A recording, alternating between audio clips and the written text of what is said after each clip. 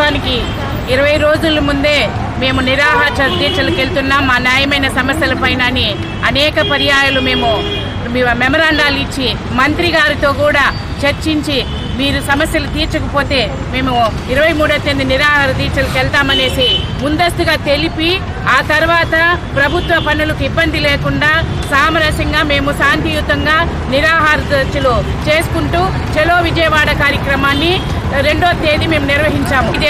2వ తేదీ లోపల మీరు కానీ మాకు సమస్యల పరిష్కారానికి ఏదో ఒకటి చెప్పకపోతే ఉధృతం చేస్తామని తెలియజేసి కూడా మేము శాంతియుతంగా ఈరోజు 2వ తేదీ నిన్న 10,000 మందితో మేము అక్కడ ధర్నా చేసుకుంటూ శాంతియుతంగా ఉంటే మధ్యాహ్నానికి మాకు విషయం తెలియజేస్తాము, చర్చలకు పిలుస్తామని ఊరించి సాయంత్రం అయినా కూడా వాళ్ళు ఎలాంటి ఇది కూడా చర్యలు తీసుకోలేదు. మేము ఏం అడుగుతున్నాం, 42 రోజులు సమ్మె చేసినప్పుడు ముఖ్యమైన డిమాండ్ మినిట్స్ కాపీ గవర్నమెంట్ ఇచ్చింది. అందులో ముఖ్యమైన డిమాండ్ శాలరీలు పెంచాలి చెప్తున్నారు.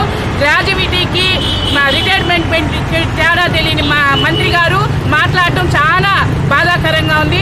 అదేవిధంగా నిన్న టెంట్లో మేము శాంతియుతంగా చేస్తుంటే పిలుస్తామని చెప్పి రాత్రి 10 గంటల వరకు కూడా ఉండి రాత్రి 4 గంటలకు నిద్రపోయే సమయంలో మా అంగన్వాడీ వర్కర్ని అక్రమంగా అరెస్ట్ చేయడం చాలా బాధాకరం. మేము తీవ్రంగా ఖండిస్తున్నాం. అంగన్వాడీ కార్యకర్తలు రాష్ట్ర వ్యాప్తంగా వారి సమస్యలపైన పరిష్కరించాలని, వారి న్యాయమైన డిమాండ్లను పరిష్కరించాలని 23వ తారీఖు నుండి 27 వరకు శాంతియుతంగా కార్యక్రమాలు చేపట్టి ఏ విధంగా అయినా ప్రభుత్వం స్పందిస్తారనుకుంటే స్పందించకపోవడంతో కార్యకర్తలందరూ కూడా చలో విజయవాడ కార్యక్రమం మహాధరణ పిలిపివ్వడం జరిగింది. అందులో భాగంగానే అక్కడ జరిగినటువంటి ఇన్సిడెంట్ అంతా కూడా సంఘటన అంతా కూడా మా రాష్ట్ర నాయకులు ప్రేమ గారు కూడా చెప్పారు. కానీ ప్రభుత్వాన్ని మేము ఒకటి అడుగుతున్నాం, కనీస వేతనం 26,000 గ్రాడ్యుయేట్ ఇవ్వాలా, వేసవి సెలవులు ఇవ్వాలా. ఏదైతే కదా ప్రభుత్వం కుదుర్చుకుందో యూనియన్ నాయకుల నుండి ఆ ఒప్పంద మినిట్స్ కాపీని కూడా ఇవ్వకుండా కాలయాపన చేస్తున్నారంటే ఎంత దుర్మార్గమో ఒక్కసారి ఆలోచించాల్సిన అవసరం ఉంది. కూటమి ప్రభుత్వం అధికారంలోకి వచ్చిన తర్వాత మేము అంగన్వాడీ కార్యకర్తలకు న్యాయం చేస్తామని చెప్పినటువంటి కూటమి ప్రభుత్వం ఈరోజు వాళ్ళు న్యాయం అడిగిన దానికి సమస్యలను పరిష్కరించడానికి దానికి రాత్రిపూట ఈరోజు మీరు ఉన్న పరంగా పోలీసుల యొక్క జులుముతో పోలీసుల యొక్క బలముతో వాళ్ళని అరెస్ట్ చేయడం, అక్రమ అరెస్ట్ చేయడం ఇది నీచమైన పని. ఇది చూసి తీవ్రంగా ఖండిస్తుంది.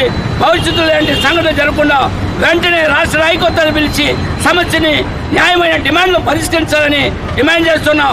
లేని పక్షంలో పెద్ద ఎత్తున ఉద్యమం చేయడానికి వెనుకాడమని ఏఐటీసీగా ఈ ప్రభుత్వాన్ని హెచ్చరిస్తున్నాం. వ్యాప్తంగా మహాధర్నాన్ని 2వ తేదీ కార్యక్రమాన్ని విజయవంతంగా జయప్రదం చేయాలని వెళ్ళినాము. అంతా కూడా ఎక్కడ నలుమూలల నుండి అన్ని జిల్లాల నుండి కూడా అక్కడ పాల్గొని మహాధర్నాన్ని 1,00,000 మందితో ధర్నాన్ని బాగా జరిపిస్తున్న సమయంలో మాకు మా కోరికలు తీర్చలేదు, మాకేం చెప్పలే డిమాండ్స్ అని మేమందరూ కూడా ఎదురు చూసి 6 వరకు కూడా అన్నము నీళ్ళు లేకుండా అందరూ టెంట్ల కిందే అందరూ ఆయాలు టీచర్లు మొత్తం మంది కూర్చొని అందరూ మాకు మినిస్టర్ ఏమన్నా మాకు మంచి న్యూస్ ఇస్తారేమో అని ఎదురు చూసాము. కానీ మా న్యూస్ రాలేదని మా నాయకులు 3 సంఘాల నాయకులు కలిపి మనం దీన్ని అట్లే కంటిన్యూ చేయడానికి ఇచ్చినారే కానీ మాకేమి ఇవ్వలేదు. మా మినిస్టర్ నిన్ను కూడా చెప్తాను స్టేట్మెంట్లో, వీళ్ళకి అన్నీ చేస్తాను ఏమీ చేయలేదు.